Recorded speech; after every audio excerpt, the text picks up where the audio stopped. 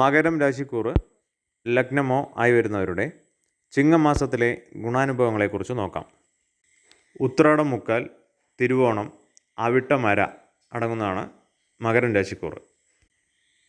മകരം രാശിക്കാർക്ക് വളരെ ക്ലേശകരമായ ഒരു സമയം കടന്നു പോകുന്നതാണ് ഈ മാസം. കാരണം വാക്കുകൊണ്ട് കൊടുത്ത ധനം കിട്ടായിക, ധനസ്ഥിതിയിൽ ഉണ്ടാകാവുന്ന പ്രശ്നങ്ങൾ, അല്ലെങ്കിൽ അത് കുറഞ്ഞ് ധനമില്ലാത്ത ഒരവസ്ഥ വരുന്ന ഒരു സമയം, വാക്കിനാൽ വരുന്ന വിഷമങ്ങൾ, അതുപോലെ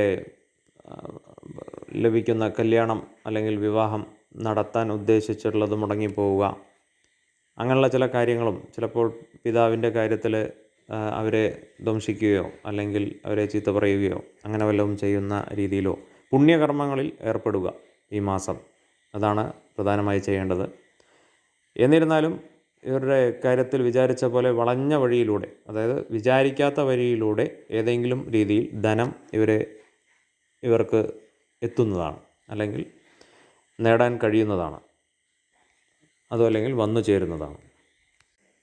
അല്പം മടി, അലസത വരുന്നതിനാൽ ദൈനംദിനമായിട്ട് ചെയ്യുന്ന കാര്യങ്ങൾ മുടക്കം വരികയോ അല്ലെങ്കിൽ മടി പിടിച്ചിരിക്കുകയോ ചെയ്യാം.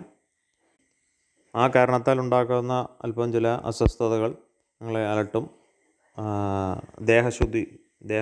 ശരീരശുദ്ധി നല്ല ശ്രദ്ധിക്കേണ്ട സമയമാണ്.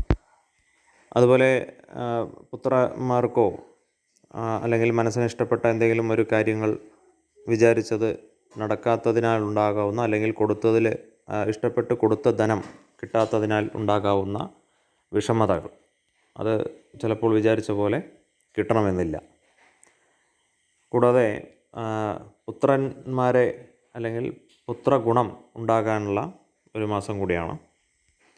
ധനം ഇല്ലാത്തതിനാൽ ചിലപ്പോൾ കുടുംബത്തിലുള്ളവരെ ചീത്ത പറയുകയോ അല്ലെങ്കിൽ അങ്ങനെ ഉണ്ടാകാവുന്ന വാക്കുദോഷങ്ങൾ കാരണം അല്പം ദുഃഖിക്കേണ്ടതായിട്ടുള്ള സാഹചര്യം വരാനും ഇടയുണ്ട്. ശുഭം.